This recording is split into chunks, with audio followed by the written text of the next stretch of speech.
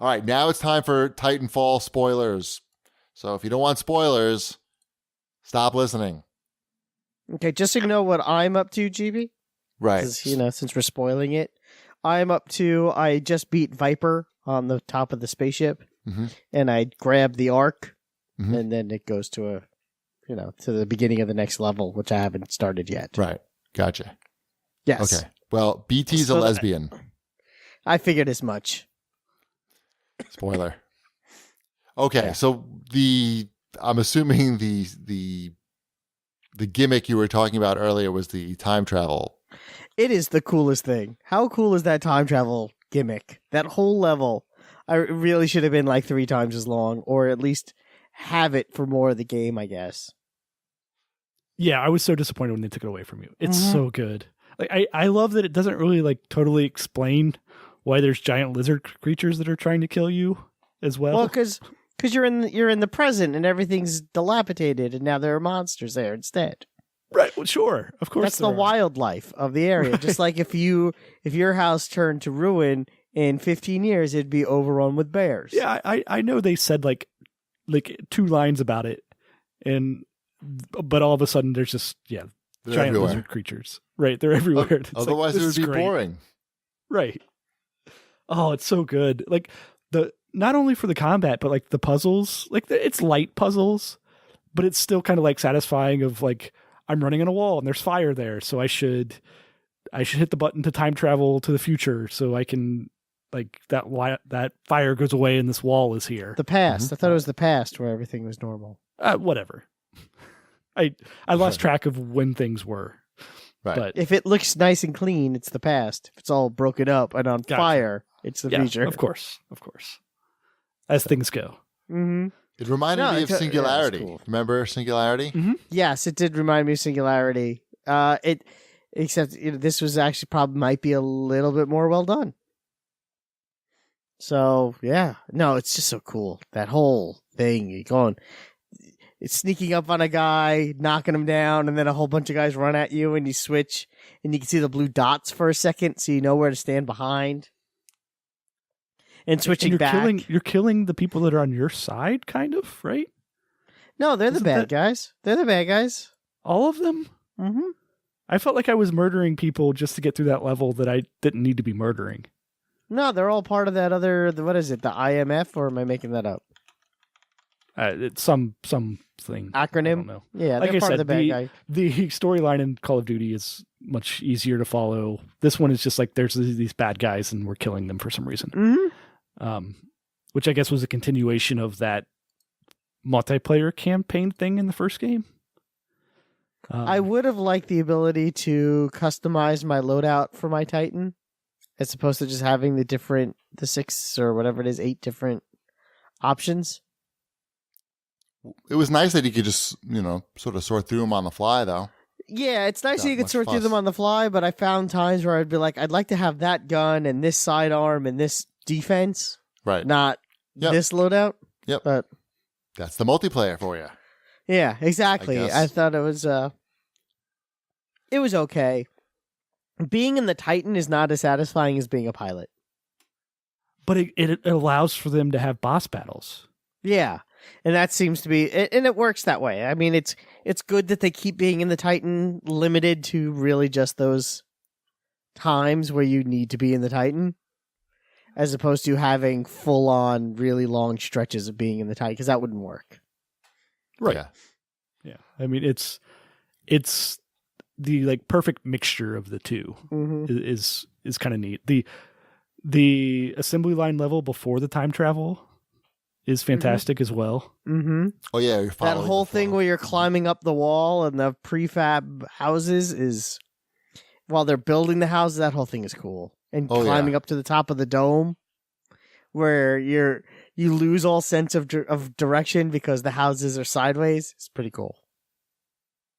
I like that. Yeah, I was pretty impressed. Mm-hmm. I just wish there was more. I wanted more. Even the whole fight in the dome was cool. It's like, oh, and now you're in a little village. You're in the multiplayer map, essentially.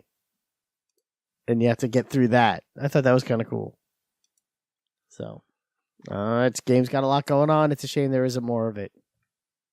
The boss battles were cool too. Mm-hmm. The Viper one. The Viper one was very neat. It took me too long to kill Viper because I'm terrible. She was tough. Mm-hmm. Or he.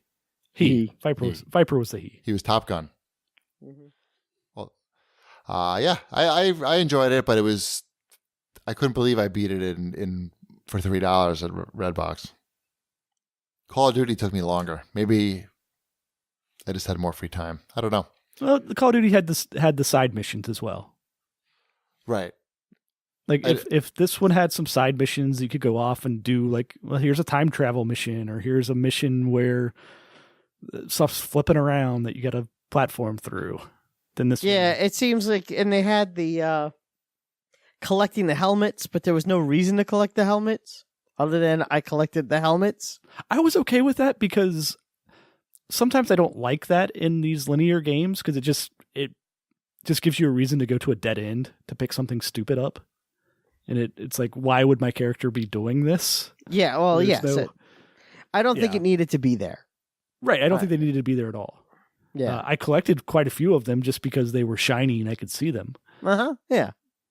But that would be the only time I would actually get one, is if I could see it. I got a few. Okay. But is that all we got for this? I think so. I didn't think the story was that exciting. Like I didn't think the characters were that great. I think BT was just sort of, couple of like smiles, but not. He was cute. He was cute. Yeah, Ty liked BT. Yeah, my kids like BT. He sounds like Optimus Prime. Right. That's the best thing about him, is that he sounds like Optimus Prime. It was cool when he throws you. I enjoyed that. Mm-hmm. More of that. Mission was cool too. The first time he throws you and you have to get to the satellite. Yeah, I love that shit's cool. I love those gameplay elements where you're flying through the air and you're running on walls. Well, it's just it does that thing, something that we, and again, we've actually seen a decent amount of it this season of games, is scrapping the open world for a more linear experience with more impressive set pieces, which I feel like we haven't had in a little while, generally speaking, and it's a nice change of pace. Yeah, I feel like they did a better job in Titanfall, too, with parkour than they did in Mirror's Edge. It's much more interesting. I totally agree with that, because I did not get very far in Mirror's Edge, the newest one.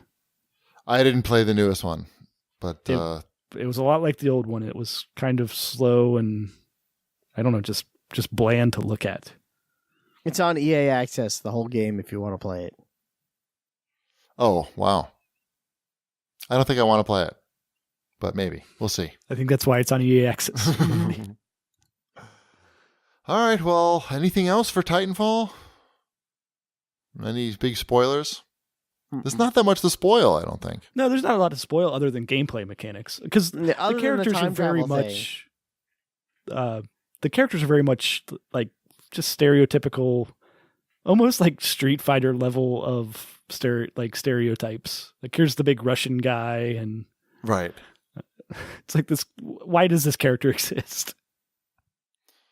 Well, there was like wasn't there like a Total Recall reference with one of the characters? Like, yeah, one of the guys' name is Richter, and it's, right. Welcome to the party. And he sounded like Arnold Schwarzenegger. Yeah. Yeah, it was good.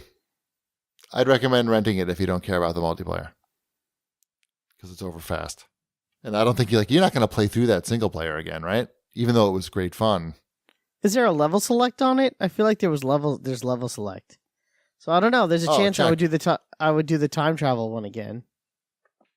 Yeah, I think I would do the time travel one again. I would do the assembly line one again, I think. But it would be cool if it had like some challenge missions that you could kind of like, or VR missions or whatever you want to call it, whatever conceit you want to give it, which they kind of show, the tutorial is a VR mission. So they built the mechanism to show that this is something that exists in the world.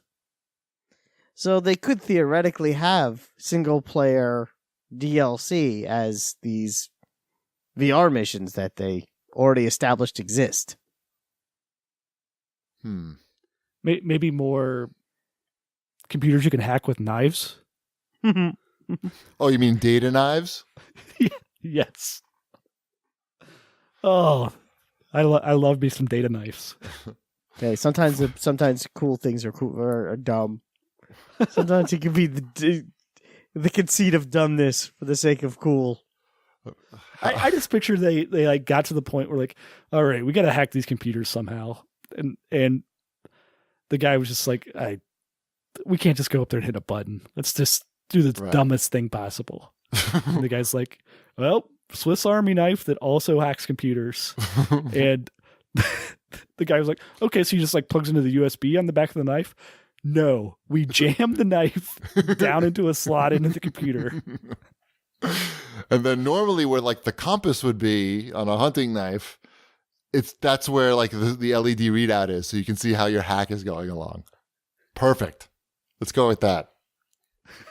I wonder what you can hide inside the handle.